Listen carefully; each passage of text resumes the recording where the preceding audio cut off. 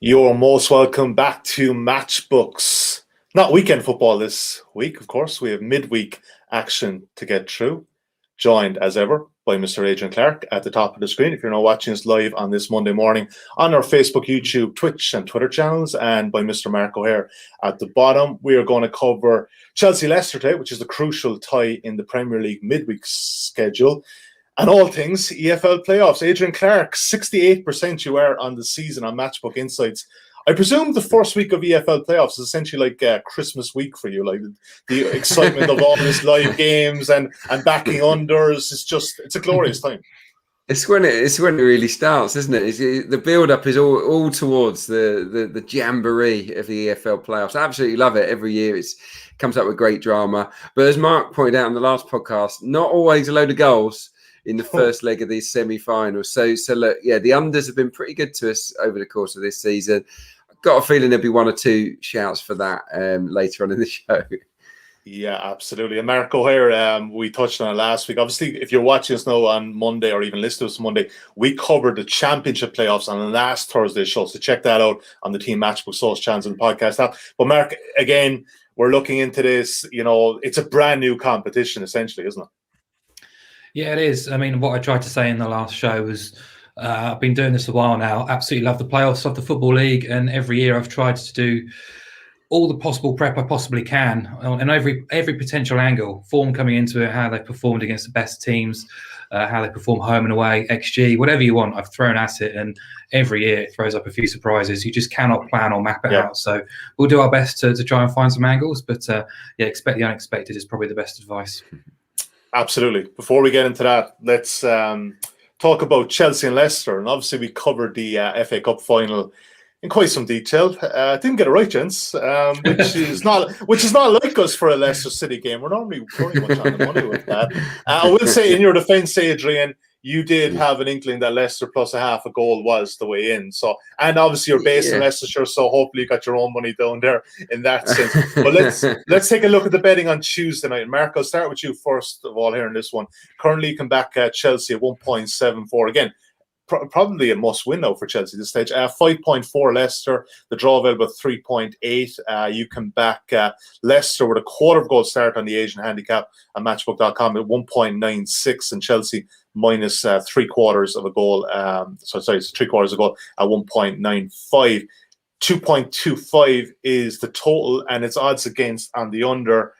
And Mark, I think that's the angle that you're probably most looking in at here. Again, I mean, look, that the exact same total that was at Wembley. Are you expecting a similarly kind of cagey affair at the Bridge on Tuesday night? I am. I was bullish about Chelsea going into Wembley and their price as well. But they drifted after we spoke on Thursday morning. Odds against was widely available on Saturday. And I think some places you could have got 2.1 by kickoff time, which was really quite a surprise, really. And, when the market does move against you like that, it did surprise me. It does worry you a little bit. What am I missing? What does the market know that I don't? But you also don't want to get too heads up about one particular match. So, I think it's important to not make too many snap judgments based on the outcome of one game. And I'm not going to do it here because my learnings from the cup final were the market still isn't very hot on Chelsea, or still is quite warm, but obviously not as hot as I am. But the next kind of thing to identify was they lost by a wonder strike in an extremely tight and cagey game, which could have gone either way. It's not headline news because the wonder strike is what everyone wants to talk about. But what happened in that cup final, it was very, very little in fairness. Football is a low-scoring sport. We've talked about this many times, quite often settled by a bit of controversy or a moment of genius. And we got the genius there in the cup final, and Chelsea didn't do a great deal in fairness themselves, but they didn't do a huge amount wrong either. A couple of great saves late on, but how many clear-cut opportunities were created in that game in 90 minutes from either side? I'd say none, in fairness. So I'm going to avoid getting kind of wrapped up in negativity because Chelsea lost the game. I'm avoiding kind of, turning my nose up too much at the Chelsea defeat, which we put up on Thursday night, because very little happened. It should have been a draw. That's my take on it. I guess the other interesting tidbit really I had from this game on Saturday is, it's always quite interesting when the two teams have to face off each other, a couple of days later, but not just that. Yeah. They had to play any game a couple of days later because the unquantifiable kind of effects of psychology from both teams It might only have 1% at most, really based on the outcome of what happens on Tuesday, but it's going to have a small bearing. Leicester, no doubt, will have had a couple of beers. They've been sent to heaven and back, really, with their range of emotions on Saturday. We saw the scenes; it was very emotional watching on. But it's nice to see Schmeichel talk about this game immediately after the cup final, the importance of it. Going to be back in training on Sunday with this match in mind. But they could be the best prepared they could possibly ever be. But something from Saturday is going to have a bearing on their performance, because it's just human nature, really. And I guess the flip side is Chelsea wouldn't have been on quite the same emotional roller coaster. And revenge is absolutely going to be top of their agenda. One of those kind of characteristics that can't really be replicated. They're going to be hurting. They're going to be motivated to get one over Chelsea, over Leicester. They're at home again. And obviously got the top 4 at stake as well. So this is a big, big game for both teams. But psychologically, I just think Chelsea has a slight edge. So, looking at the 1x2, considering where Chelsea went off on Saturday at 2.1-ish, I was expecting Chelsea to be bigger than 1.74, I have to admit. I thought we'd win at least. That's, to me, is overplaying home advantage a little bit, and probably overplaying those emotions I talked about as well. So I'm quite happy to leave Chelsea alone, even though I'm still reasonably confident that they can get a result and they do deserve to be firm favourites. So, I've talked but going back to the game, I think, opposing goals for me is the way to go. I think the pattern of play wouldn't be too dissimilar to what we see on Saturday. Chelsea will probably take hold of possession and look to try and play a probing game. Leicester to play on the counter-attack, contain encounters, what they did very well at the weekend. And unders at the end of the day has been the right call in 23 of 27 games across all competitions since Tuchel arrived. And that's just mainly based on the style of football they play. And you look at the games against the big teams that they've played, I think it's 15 or 16 elite teams. You talk about the top end of the Premier League and the Champions League. Only one of those went overs, and that was in the last minute against Man City a fortnight ago as well. So I think there's a lot in favour of us kind of opposing goals and following similar lines to what we saw on Saturday. But I think Adrian might disagree with me. He is going to disagree with you. Look, what's rare is wonderful this season. And Adrian, make the case, because this is a bit of a curveball, because there's enough of a sample size with Tuchel's Chelsea to know that these games generally do go under. But you're sensing something maybe a bit different. I can just make a case for it, really. I mean, Mark's angle is very strong, and based on what we saw in the cup final, you would say that this will be another tight cagey game. Certainly, from Rodgers' point of view, surely it'll be a same again type tactical approach because it worked. But also for the reasons outlined, the fire in Chelsea's bellies, which I didn't really see at Wembley. Slight lapses in concentration potentially for players that have been through this unbelievable journey since Saturday afternoon. I just see this potentially being a slightly more open game, more to do with mental, physical fatigue than anything else. But it's not my strongest angle. I think personally, I still think it will be a really close game, whether it's a low-scoring close game or a higher-scoring close game. I think that Leicester can stay in it. I genuinely do, because it will have given them so much confidence, that victory, and they've been tremendous away from home. They almost always score on the road. They won at City, they won at United, they won at Spurs, they won at Arsenal. Leicester won't be worried about going to Stamford Bridge at all. And if Chelsea get a little bit, it's not very Tuchel-like to take risks, but with Liverpool breathing down their necks later on in the game, if it's level, they might start to go for it a little bit. And for me, Leicester are one of the best in the business at picking teams off when they leave holes. And even though they couldn't really do that at Wembley, it wouldn't surprise me if they were able to do it at the Bridge, because they're made for away games a lot of the time, Leicester City. So, and Chelsea, how can you be that confident? I think the price is way too short. I think Chelsea, you could easily argue they'll win this game, but they did. It is short. 1.74 is short. Yeah, it's too short. Yeah. They lost at home to Man City comfortably. I know it was a long time ago. Lost at home to Liverpool. I know it was a long time ago. They lost at home to Arsenal recently. That was last week. They're not convincing, are they? So for me, I had over 2.25 as a possible, but my strongest selection personally would be Leicester plus 3/4 of a goal, because it obviously keeps the draw on side. If you think it's going to be a really tight game, then that's going to give you interest, whether it's a high scoring game or whether it's a low-scoring game. And I saw enough in the cup final that we all did to suggest that Leicester can certainly be competitive in this match. Yeah, here's what we'll do, because I could have just leave it as, you know, a no bet play, but we obviously only just have one Premier League fixture here. Let's take Mark's. Mark, did you want to go under 2.5 here or 2.25? It's 2.5. You've got to pay a small bit for that. Yeah, I'm happy to take the 2.5 just because you get the bigger payout. So it's 180, isn't it, or around that? Yeah, 1.8. Yeah, exactly. 181. Oh, sorry, 182. We'll take that 2.5, and we'll take Adrian's Leicester plus 3/4 of goal at 1.96. It might be one for in play as well. Are Liverpool playing on Tuesday night? Is it against Burnley? It's Wednesday, isn't it? Wednesday, right? Wednesday, yeah.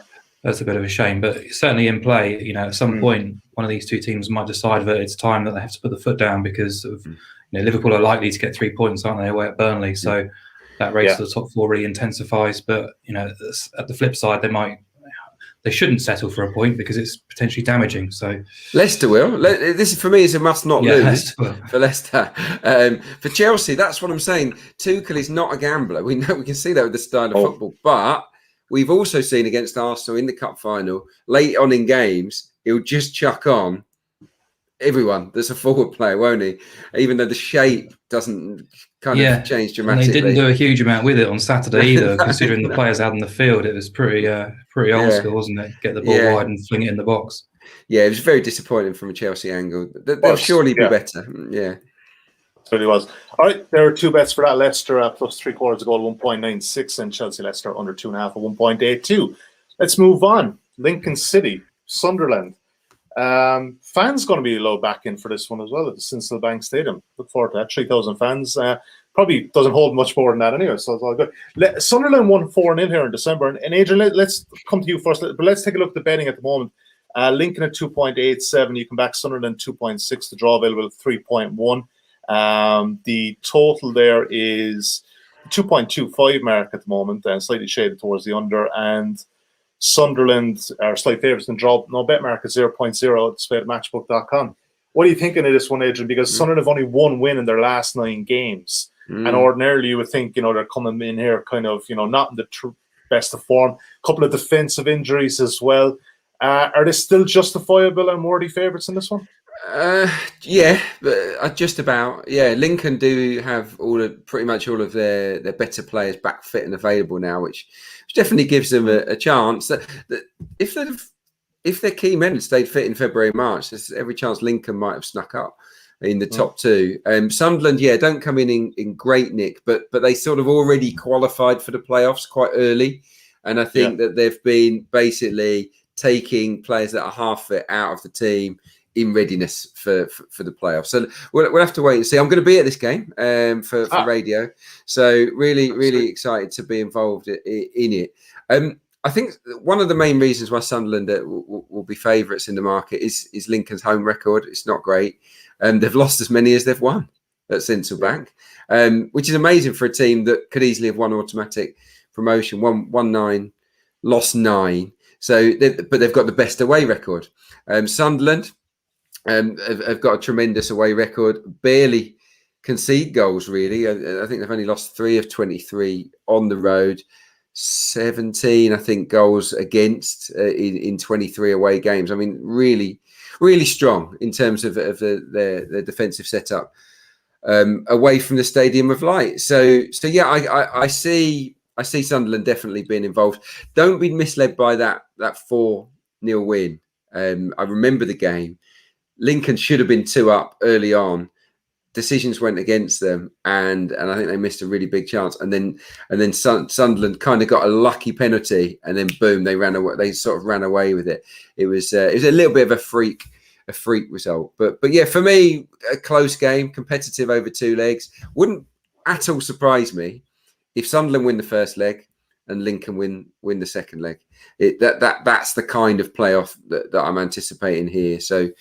So yeah, it should be decent. I mean, in terms of the players, Lincoln have got a couple of really good young loanees to keep your eye on. Brennan Johnson, 19, Morgan Rogers, 18. 2 really exciting players. So look out for those. And for Sunderland, the main man is Charlie Wyke, and he's got 25 goals. And although he's been brilliant, I think there's a danger that Sunderland rely a little bit too much on Charlie White. The next highest scorer is Grant Ledbetter, who's only got 7, and he's a penalty taker. So Sunderland, if anything happens to Charlie White, that should maybe change your view on Sunderland. But yeah, my selection here, even though I'd be tempted to go Sunderland on the nose, I think this could be a close game. So Sunderland 0.0 on the Asian handicap, 1.833. I think the last time I looked, I'm not sure what it is. It's out at the moment. 1.85 on the draw no bet. Effectively, that would be my selection here.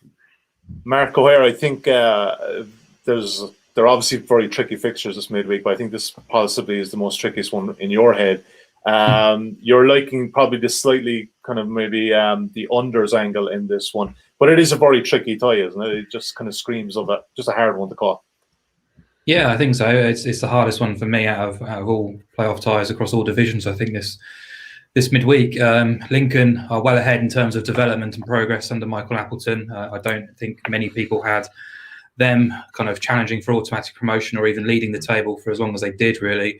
And just unfortunate for them that injuries and COVID came at the wrong time and threw them off course a little bit. But now they have got, as Adrian said, pretty much a fully fit squad available to them. They are a good team, and I think the team is the key word there. They're a good all-round team, really. Decent defence, potent attack as well, and they are capable. But obviously, that home record is quite off-putting, despite everything I said about kind of ignoring what went before. It is quite off-putting, particularly when you're hosting Sunderland, perennial anti-post favourites. I know all the pressure is going to be on Sunderland for sure, but they're so streaky. I know this kind of tag's been kind of put to Lee Johnson a few times, but when he came in, they looked all for all intents and purposes to be going on a run to win the league even, and then they fell off course again, and they have got a few issues to iron out, particularly in defence. Centre half Dion Sanderson, a big player missing. They're playing players out of position to fill the void, and then going forward, Adrian mentioned Charlie White, but also the combination of him and Aidan McGeady, who McGeady at League One level is absolutely unbelievable for beating a man and delivering the ball. So for White, who's so good in the air, he really needs McGeady's delivery as well. So, if you do stop those two, very difficult to do so. But Lincoln will be well aware of it, well aware of that threat. And if they can kind of cut the supply to White, I do worry a little bit about Sunderland. Then you say all of that, and then look at the underlying data, and Sunderland are the best team in League One this season, which kind of goes against everything you might expect or might have seen with your own eyes as well. So, yeah, I found it very difficult to call, and that's why I kind of just reverted to, I guess, my traditional playoff play when I'm a bit kind of umming and ahhing about what to do, which is just back the draw, which is the biggest price, and then back under 2.5 goals, which we can't do because the line is a little bit too short, but under 2.25 comes into it. But, I'm happier with a draw than unders at that price. Again, it's worth reiterating, no away goals rule, so it does tend to make the semi-final first legs a little bit tighter than they probably would be. But I do think these two teams are reasonably well matched, and I'd be surprised if it opened up into a bit of a shootout. Yeah, look, 3.1 is the draw, 21-10 in faction terms, and Mark is going to take that play, and Adrian is going to take Sunderland 1.85. So if it's a 0-all draw, we get our money back on Adrian's bet, and Mark's one cap, so that'll be all right too. But yeah, I kind of see the angle, potential of a 1-all draw as well.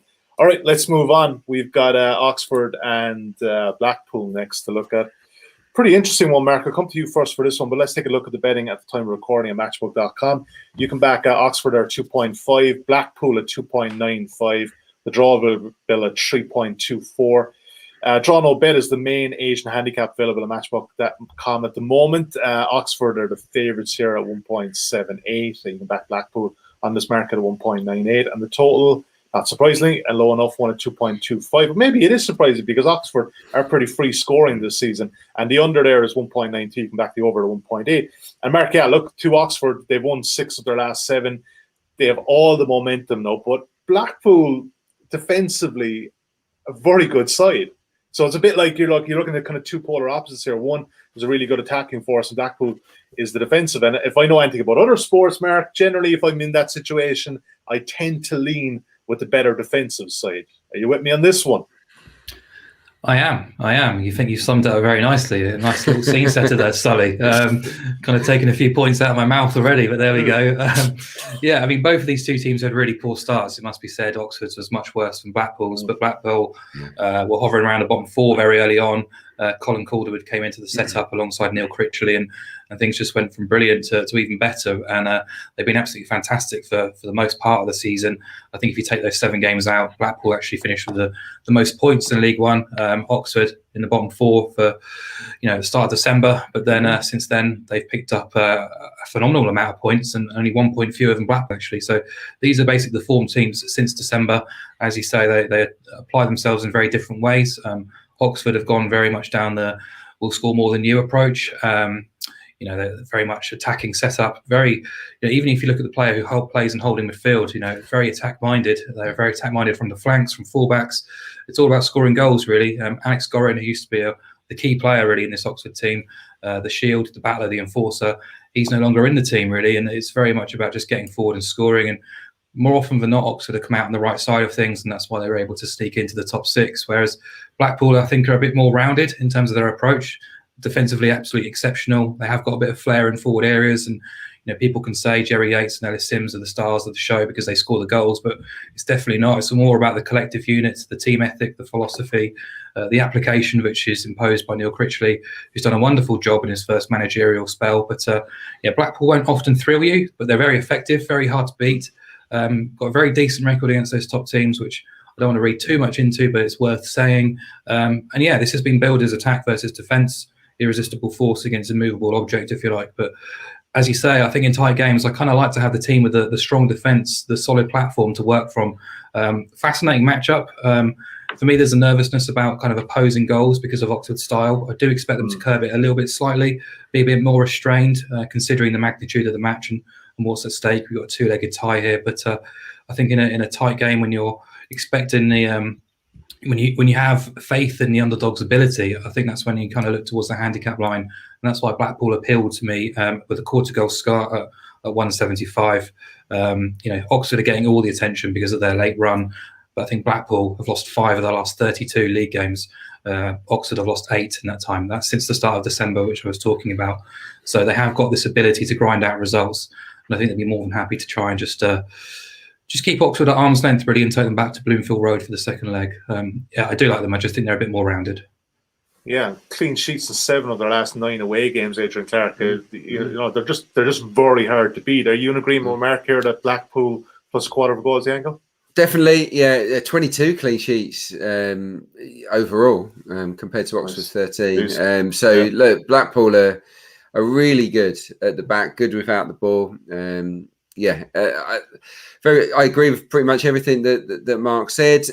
Also, what I will say is that Oxford's record, and this probably just backs up the theory that you mentioned, Sully, in terms of you back a good defensive team against a good attacking team, 9 times out of 10. Well, look at the stats. Oxford, brilliant flat track bullies, beat pretty much everyone in the lower half of the table. They've won one match against top 9 sides this season, 1 match, home or away.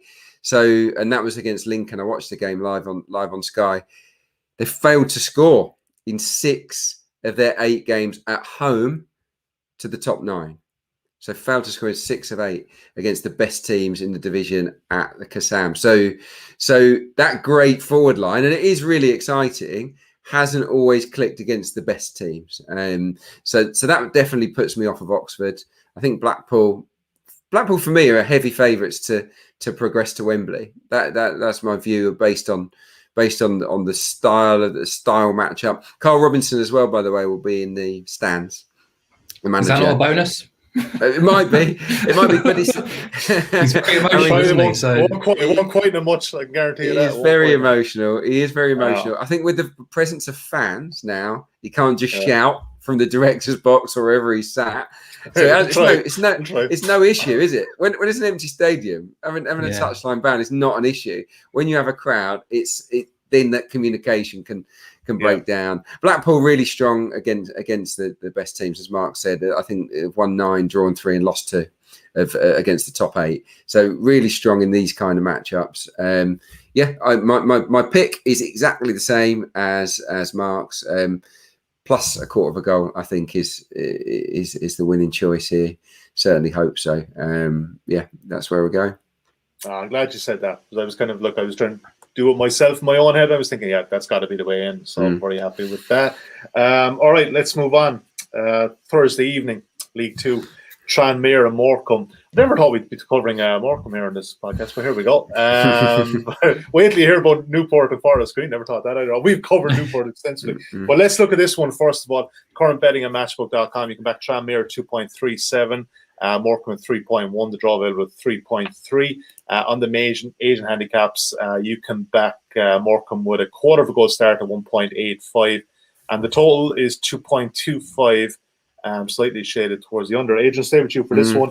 Tranmere, made Keith Hill redundant quite recently. It's a big move to change your manager going into the playoffs. I've never really seen that. Yeah, I've seen it. Like we've seen it happen where the team is struggling in the relegation battle and they need a bit of a spark. But going into the playoffs. But such has been their form, they've literally just kind of backed in here. A dangerous move here for them. But what are you thinking of this one? It's a ballsy move, isn't it? From Mr. and Mrs. Palios, who I do like, but they're not afraid to make strong decisions. Keith Hill kind of talked himself out of it. He spoke at length in his press conferences about a divided dressing room, about not everyone being together, and one or two issues behind the scenes. So they decided to make the change. The form says Tranmere are in bad shape. They've not scored more than one goal, Tranmere, in their last 10 matches, which is alarming, obviously, for Rovers fans. Morecambe in that same period have scored more than one goal in five out of 10. But I think that's come in the last 6 games. Morecambe have been really free scoring coming into the playoffs. They won 1-0 apiece in the regular season games. I think they were two away wins actually. Morecambe don't have a great record against the better teams. They did the double over Cheltenham, but then the only other team in the playoff picture or promotion shake-up that they beat was Tranmere. So Morecambe have fallen short a little bit in these type of tests. For me, Tranmere have more big match experience. They have the more senior guys, and the caretakers. They're not new caretakers. They've kind of done it before. I think Ian Dawes. Yeah, they have. Yeah, they were. Yeah, exactly. And they did all right before under them. So it might be a real plus to make that change. So what I'm saying is, as I'm sort of hedging around all these various little stats, is I'm not sure. I'm really not sure here which way it's going to go. I personally am going to do the Mark O'Haire method. That's what it's known as these days. If in doubt, back the draw. You said it earlier. If in doubt, back the draw. I think the Mark O'Haire method is if in doubt, don't have a bet. That's I'm pretty sure. I know Mark long enough there. He's a good guy not to have a bet as well. He's very good. Yeah, no, that's a good shout. But no, look, I can make a case. I think Tranmere are the more experienced, maybe rounded team when they're at their best. Morecambe have got brilliant individuals. I spoke to one of them this week on a podcast, Carlos Mendes Gomez. Great backstory with him. If you want to look it up, he's got 15 goals. Dia Garaga is a good player. Cole Stockton scoring goals. Look, they've got match winners, Morecambe, but they're also, I don't know, it feels to me like Morecambe, it's a bonus to be here. Whereas for Tranmere, there's probably a steely eye on gaining promotion. So yeah, I think this will be a close tie. I really do. Draw's my pick, but I'll be interested to hear Mark's thoughts on this one. All right, Mark O'Haire, send us over the edge here. I think you're going for a goals angle, and it's not going the kind of unders angle. It's slightly more tilted towards a pro goals angle. Yeah, I mean, if we had loads of time, I'd love to chuck it back to Adrian to hear his thoughts after I kind of give my case, really. But it's very difficult to know what Tranmere we're going to get because of what's happened. There's no evidence to suggest what we're going to get, but I'm just I am buying in a little bit to the mood, the sort of gear change we've seen and we've heard from Tranmere supporters in particular, who were obviously in favour of the sacking of Keith Hill. Clearly, injuries to James Vaughan, we don't know. That's clearly a massive loss for Tranmere if he is missing, because with him injured, they did resort to sort of dour defensive football. There was a real stench about their play. They won 2 of the last 11, scored just 7 goals. They limped over the line. They were lucky to be in the top 7 when they should be competing for the top 3 there at the end of the season. So the demand really from supporters is to play a bit more forward thinking, a bit more carefree, a bit more attacking, release the shackles. They have got the quality in certain areas to do that. But and I think that's why I'm kind of buying into the idea that this might be the most watchable of the semi-final first legs this week, because Morecambe are more than happy to engage in a gunfight. They've got the quality in forward areas. Adrian's talked about it. That's the way they've operated all season under Derek Adams, who is a wonderful coach. He's turned sort of 200 to 1 no-hopers into promotion contenders. Unbelievable work there. There's pace in that team. There's energy. There's belief. I do believe that Morecambe, whilst they missed out on top 3, they'll be absolutely gunning for this. They know they're rank outsiders to be promoted. So I can't see why they've just kind of pack it in and kind of revert into their shell. I think they're going to be up for this. Their games have produced the second highest goals per game in the league this season. They're in form entering the playoffs. They've only failed to score 7 times all season. So I think they'll be well up for this and giving Tranmere a few problems. I think they will cause a few problems. I did want both teams to score, but I wanted it at evens or bigger. It's an EFL semi-final, first leg. You expect to get evens at least. It's 1.95. I prefer to be with both teams to score than both teams not to score. Put it that way. It's only a 0.05. Man. Come on. it to me it feels wrong that both teams are scoring odds on in a semi-final first leg. The only other thing I'd say is there's an undercurrent to this game as well. So I think it will be watchable from an entertainment perspective, and both teams hopefully keen to try and get some goals and win the game. But earlier in the season there was a fallout between the two. I think the best way to describe it was the Tranmere player gave a homophobic slur towards one of the Morecambe players, was sent off, and there's been talk from Morecambe's side of retribution, not in a violent sense, but in terms of making them pay, owing them something from that game. They are going to be bang up for this game. It could be quite spicy. I think it's going to be quite entertaining. I'm hoping for goals. It's the only one where I'm actually going to be looking for a pro goals angle. Unfortunately, I don't really want to get over 2.25. I don't want to get over 2.5. It would have been both teams to score, but I want evens, and I'm not sure I'm going to get it. 1.95, both teams score. Adrian, do you have any thoughts on that one? That kind of general angle? I like it. Yeah, I like the angle. I think both teams to score is a good shout. And Morecambe are an entertaining team, and I think that they'll be playing with freedom. Tranmere probably wouldn't have played with freedom under Keith Hill the way it was going, but with the change, there might be that. Yeah, and fans coming back in, and the fans being very pro this decision from the Palios family, and I think it could be a really lively game. So I think that's a good shout. That's the general guide price, 1.95. That'll be on Matchbook.com a lot closer to kick off early in the week. Again, it's Thursday night. We're recording on Monday. Let's move on. I like the angle there. It's probably one of the few pro goals angles we'll probably be talking about during the EFL playoffs. Full stop. Newport County versus Forest Green. Current betting on Matchbook.com time of recording. Come back Newport at 2.35, Forest Green at 3.42, the draw available at 3.06. Forest Green getting a quarter goal start at 1.87. You can back Newport at that market at 1.99. 2.25 is the total. Who did I start with first to last? I cannot remember. I think it's my turn. No, it's your turn. Yeah, you've got the strike. But Adrian, just on this, we've covered Newport County, and you've done it a few times on Insights. This is the last game on their current pitch, which is a crying shame for unders backers. I watched Newport and the Ospreys yesterday, and that total went over. But this total isn't going to go over, surely, 2.25. I don't think. Newport on home turf on an absolute cabbage patch. It just screams that this is going to be a bad game. It really does. I just can't see it being that exciting. Both teams have similar form coming into it, so I don't think there's a strong angle there. Newport are just stingy, conceded only 2 goals in their last 6 games. Forest Green are a really interesting side because they made a change just before the playoffs, sacking Mark Cooper. Similar kind of reasons, really. There was like a sort of negative vibe going on and off the pitch with him. And they've brought in Alan Ball's son, Jimmy Ball, who was looking after the youth team. And he's changed the style of play dramatically. Forest Green have always been a possession-based team. They make the most passes, dominate the ball. But in the last couple of games, they've been absolute counter-attack merchants.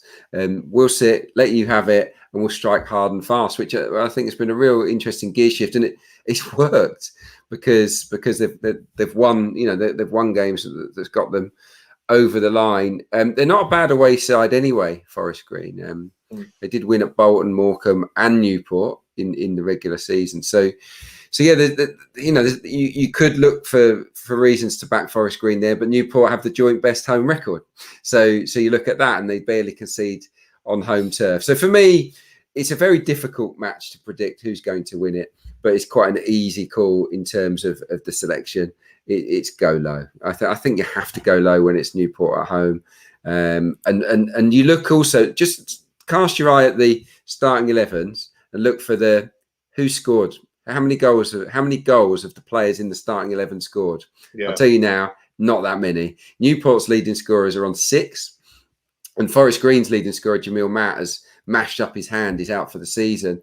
So which effectively means that their leading marksmen are probably on, I think Aaron Collins is on 10, but the rest of the team are 5 or below. So it's not a game filled with goal scorers. It'll be about set plays, really, I think probably over the 2 legs. So yeah, for me, under 2.25 was my pick. It's been pinched in a bit. I see. Yesterday it was over 1.8. It's now 1.793. But I still think that's the best bet.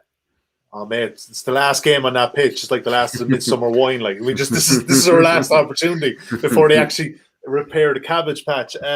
Mark, what are you thinking with this one? 2.25, 1.8. Come on, we're all in this one, surely.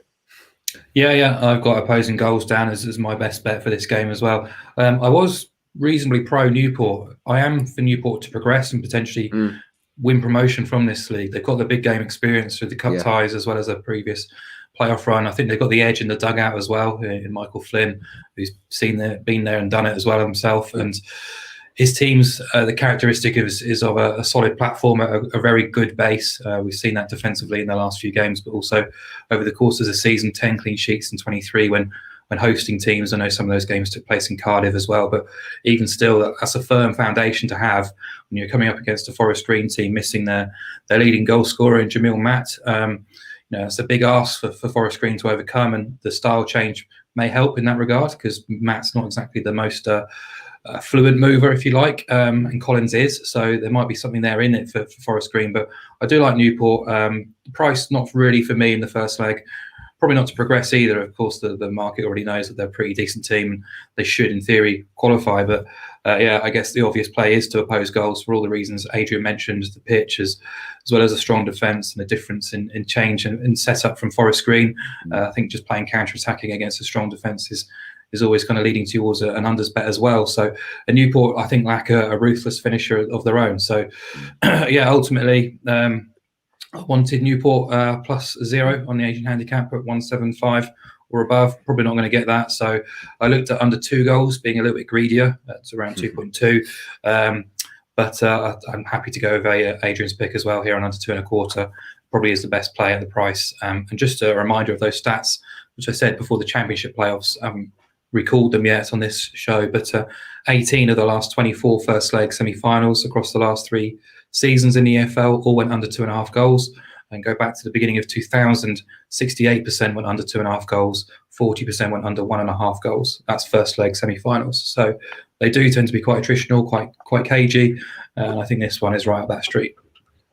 Yeah, I like it. And 0-0 draw, 9.0. I'd surely tempt someone on that for 10 or 20 quid. Like, surely. Let's do a quick recap of what we have so far just before we get to best bets. You can find all these recaps, by the way, at insights.matchbook.com. Throughout the week, there'll be full game-by-game previews. Leicester City plus 3/4 a goal. Let's say just pick at 1.96. Chelsea under 2.5 at 1.82. Lincoln Sunderland, going to take a small bet there on the draw, 3.1. Sunderland draw no bet at 1.85. Blackpool plus 1/4 a goal. I really like this one, by the way. I think this is going to be one of the best bets at 1.75. Tranmere Morecambe BTTS, yes, 1.95. Newport Forest Green under 2.25, the last game on that pitch. And if you do want to get involved, you can sign up for a Matchbook account today at matchbook.com. And if you use bonus code INSIGHTS, that's INSIGHTS, you will get 0% commission on all sports for 30 days, not just football, but all sports throughout your first 30 days of the account. And no doubt there'll be some good odds there on that 0-0 draw at Newport. So that's the one I'm back in here. So that's my bet. All right, guys, best bets time. Mark O'Haire, of all those, I gave you the strike for this one, mate. It was just literally a coin toss. I'm not even discriminating against Adrian here, but what's your best bet for this week? You've already called it, Sully. So yeah, under 2.25 at Newport. Did he steal that one from you, Adrian? Was that? He's actually stole that, didn't he? He did. I thought he had. I'm going to make a note though for the next playoffs one. You get the striker, okay? I'll just make a note. I thought he said under 2, but yeah, he definitely stole that one from me. And to elevate it to best bet, it's remarkable scenes there from O'Haire. Do you know what? Just to mix things up, I will go for Blackpool. Plus a quarter, I think. Okay. I feel that's the one I'm most confident about, along with the selection for Newport. So, and Blackpool to progress to Wembley, I'm quite strong on them. So yeah, that would be my pick. Exact same price if it's any consolation, 1.75 Blackpool plus a quarter of the goal. So yeah, there you go. For Blackpool. Okay, that game is on Tuesday evening, so good one to keep an eye on early on. All right, that's it from us. We're out of time. We are back on Friday morning this week. Obviously, with the Premier League fixtures on Sunday gives us an extra bit of opportunity for the guys to prep. Friday morning, we'll be recording that. Our last Premier League podcast of the season. And I'll be honest, guys, like I said last week, yeah, we're there. We've had enough. We're into the Euros, into the EFL playoffs. We're happy enough that we're there. Best of luck with your midweek bets. We'll be back to cover all of the EFL playoffs as they progress. That's just the first legs we've covered. And don't forget, like I said, the championship preview is on last Thursday's podcast or on our YouTube channel as well. So check that out if you want your bets. Bye for now.